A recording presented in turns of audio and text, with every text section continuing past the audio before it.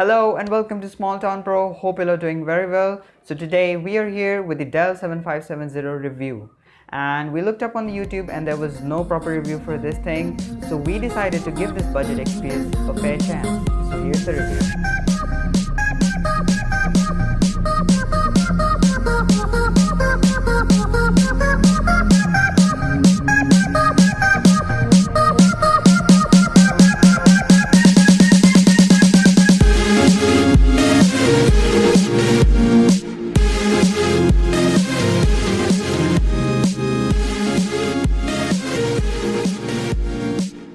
This laptop right here is called the Dell 7570 and is an offering from the Dell 1000 series, which is a mixed bag between the 5000 budget series and the premium XPS series.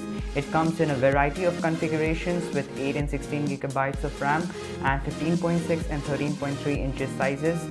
Things that are common are a i5 8th gen and i7 8th gen processor and a 940MX NVIDIA card.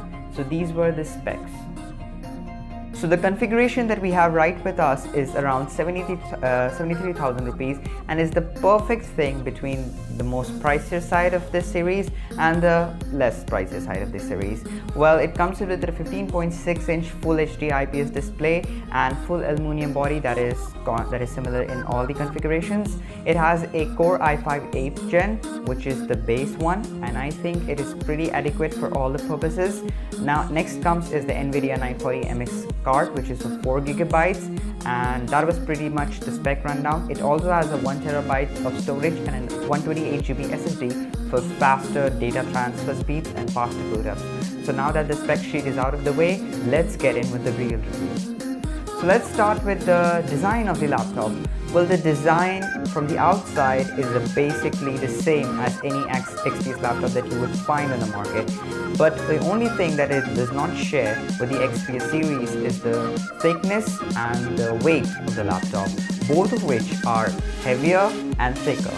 Well, it is not the fattest thing in the world, and it is certainly very portable than very other cheap laptops, but it is not considered a perfect ultrabook and an ideal ultrabook. It comes in under 2 kilograms, which would be pretty much for some people, but I think that it is pretty portable and you can carry it whatsoever anywhere without any major problems. So the design of the laptop is pretty good. So the vents of the fan for cooling and for fans are at the bottom, and the speakers are also towards the bottom, which faces right towards you, which is as it should be. And the speakers in general, the quality is pretty good, more on that later. But first of all, let me come to a very nitpicky part of the laptop. That is the chassis of the laptop, which is a bit asymmetrical from left and right, and at this point it's probably expecting a lot from a 70,000 laptop, but at least it should have been symmetrical. And for a design lover like us, I think that design is a little bit gritty on the symmetrical side,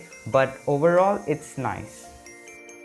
So let's talk about the hinge of the laptop. Well, it is a clamshell hinge which allows you to rotate your laptop for 180 degrees, which is pretty useful in presentation times and all the other times when you want to show off it to your friends. Well, it is not useful as much because it is not a touchscreen laptop, but there is a touchscreen variation of this laptop which comes in 13.3 inches and around 70,000. So if you want to do all that touchy stuff, go and buy that one. The chamfered edge on the sides looks pretty cool and give this laptop a distinct feature which is apart from the line. So overall, the design of the laptop is pretty intuitive and stands out from the crowd. It is XPS inspired, but it is not completely an XPS ripoff because obviously of budget decisions. So that pretty much sums up the design. Overall, we'll give the design a pretty big thumbs up. On the left side in the connectivity series, you have got your charging cable, you have got your USB Type-C, you have got a HDMI cable for hooking up those extra displays, then you have got two USB-A's which both are 3.1, which is pretty fast transfer speeds, and one of them is a fast charging USB Type-A, from which if you connect your phones you can charge them really quick. And at the last you have your headphone jack. On the right side of the connectivity, we have got a Kensington lock, which is a must, not really. And then we have got our Ethernet cable, and we have got another USB-A, which is a 3.1 style, and a full size SD card slot. So the connectivity here is really foolproof, and it's one of the finest selections in 2018, which you have all the essential ports which you'll be needing during video editing or during extra gaming or any other task like that. So the connectivity also gets a thumbs up. Okay, so let's talk about that trackpad. So it's a 6-inch in diagonal trackpad that is covered with chamfered edges all along. Good work, Dell. That is pretty good attention to detail. It uses Windows Precision drivers and it is pretty clicky enough. So the trackpad looks good, it performs good, and I wish it was just a little bit bigger, but it is nice. On the right side, bottom right, you'll find your stickers. Basically sticker. There's no Nvidia sticker surprisingly, but you don't get that in other variants as well. On the left side, you get an overview of the laptop with all the minimum specs that could be displayed. On the top right corner, you get your power button. So above the trackpad, you're greeted by the keyboard. It is not a full-size keyboard and it is missing the numpad, but that does not feel any short. That does not make it any bad of a keyboard. It is a chiclet style keyboard which has pretty good key travel and good keystroke, and it is pretty comfy to type on, and you can type on it for hours and not have your hands strained. Well, it is also 2 levels of backlit, and it has an ambient sensor, so that detects the amount of darkness or the dark room you are in and automatically adjusts the backlighting according to those 2 levels. So that's pretty dope. So let's talk about a really important part of the laptop, the display. Well, it is a 1080p Full HD IPS display, which we have said earlier. It is usually bright and pretty nicely colored. It is an LCD and not OLED, so don't expect too deep blacks from it, but it is a good display.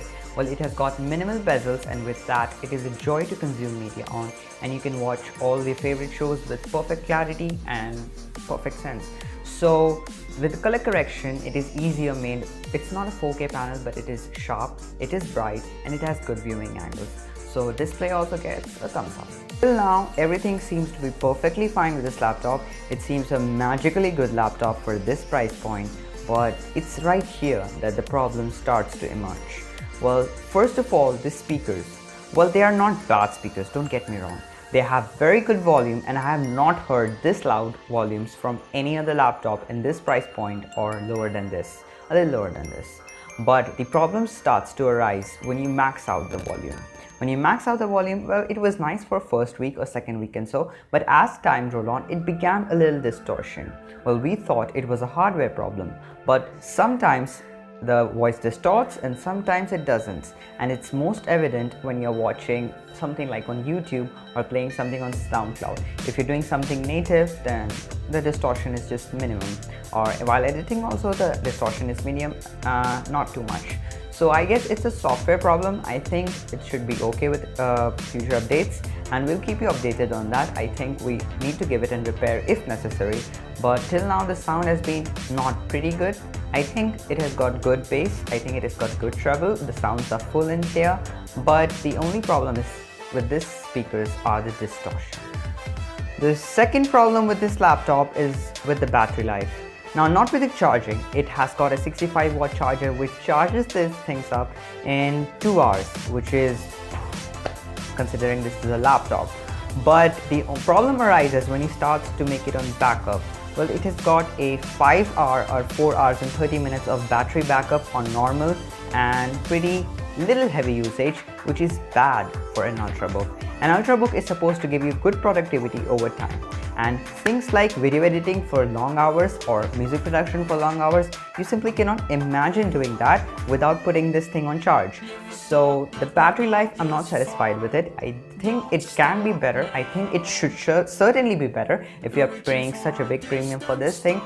But I think it's not a deal breaker at this point, because we know Windows laptops just suck at battery life. And I think the gaming performance, we have not just selected that yet, we have not just tested that yet, but we'll give that update soon. The third and the most major problem with this laptop is with its performance. Now, don't get me wrong, this is not a terrible machine. This is not even close as being terrible. It's good. It's not up to the mark.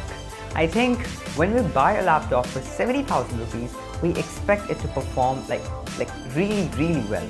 But it does not perform, it just performs good. Like, you cannot say it's bad, you cannot say it's very good. It's somewhere in that weird middle spot. Like sometimes it's gonna give you blazing fast performances.